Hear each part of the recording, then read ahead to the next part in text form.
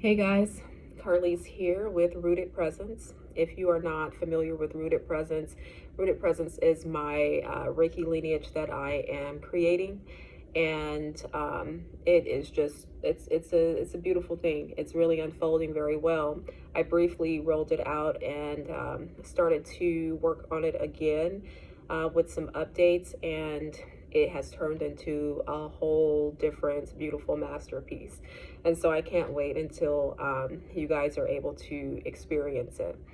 um, I have had a couple of questions regarding cord cutting, and I'm gonna just give you a brief synopsis of cord cutting, if you would.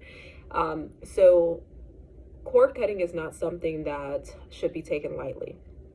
Cord cutting is the separation of self from other energetic entities, people that have connected themselves to you throughout the years, throughout experiences, even through generations.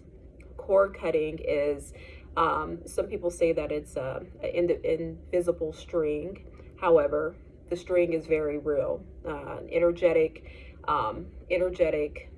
beings, energetic portions of other people and their frequencies hold on to or attach themselves to certain parts of your body that filters into your mind to keep you bound in a way. So, when we do cord cutting is something that needs to be processed. It's not something just to do because it sounds exciting to detach yourself from your ex. When you are not prepared for cord cutting correctly, it can throw you into a tailspin.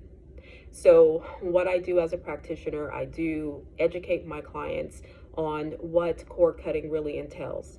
And that means that as you cut those cords, those people will feel your energetic detachment, which means they can come on a little bit stronger, which also means that things around you can become a little chaotic. And that is just their way of trying to grasp back on to the power that they have lost. When we are cutting cords, we are detaching we are detaching the presence of what has held you captive mentally. And we wouldn't think, this is a part of Reiki. This is a part of your seven chakras. So we're coming from your root all the way to your crown. We cut cords from every which place, right? So, say for instance, if I am, a lot of my clients have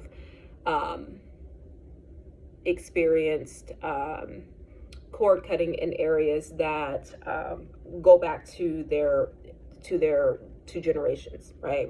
So that's a lot of root cutting, right? We're cutting from the root. We process it to pull up the roots to see what are laying there, and we cut that away. So when we're cutting that away, we're saying that you are no longer tied to my identity.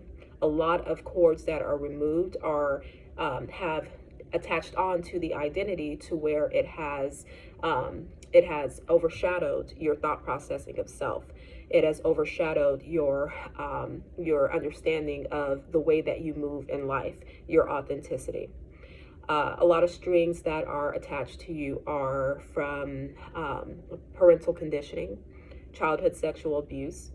They are from other relationships, right? Relationships that you have found yourself in, and it's usually tied to some sort of pre-identity crisis that you've had attached onto you from childhood anyway. So a lot of cord cutting comes from childhood. A lot of cord cutting comes from getting yourself out of relationships with people who are within soul ties. So when we are speaking of cord cutting, you will possibly have some physical symptoms. Those symptoms can include headaches. They can include cramping, especially in your sacral area where we cut cords from sexual abuse, abortions, miscarriages, things of that nature, even strong sexual soul ties. You can also experience chest pain, tightness in your chest, heaviness in your chest, rapid heartbeat, feeling like you're going to faint when we cut cords from your heart area. So I tell my clients to make sure that they are hydrated. I tell my clients to make sure that they are resting, and you're hydrating before and you're hydrating after, and you are resting after for sure. And so when you cord cut, you do not just send your clients straight away. You let them sit there for a moment. You let them drink some water, and you let them just kind of briefly process what has happened. When we talk about cord cutting as well, it is extremely important that you are ready to cord cut, because after these cords are cut, there's no going back. And when I say there's no going back, things will never be the same with you, that entity, that person, that experience. It will never be the same. It will take you time to process it. It will take you time to mentally fully detach from it, but it's already detached from your energy. It's already detached from your body. And so your mind is usually the last thing to detach, but you will notice after cord cutting that your thought processing is not fully on that. Like, you have really come away from it. And what's also important to understand is that we are not doing anything to that other person or to that other entity. We are just detaching you. So we're not manipulating energy for anyone else. This is purely your detachment. So let's see. Cord cutting is not taken lightly. The person needs to be safe. The receiver needs to feel safe. The receiver needs to also trust the person who is doing it. Just because you're a Reiki practitioner does not mean that you're supposed to cut cords. And like I would say, even with Reiki or anyone manipulating anyone's energy, and I don't like the word manipulating, but we are moving things around. We are breaking up stagnation. So that is a form of manipulation. Before you let anyone touch your energy, you make sure that you are comfortable with them, because not everyone belongs in your energy. Not everyone's supposed to touch you. So just be very do your due diligence on researching who is doing Reiki or cord cutting on you. So I hope that gave you a little bit of context on cord cutting.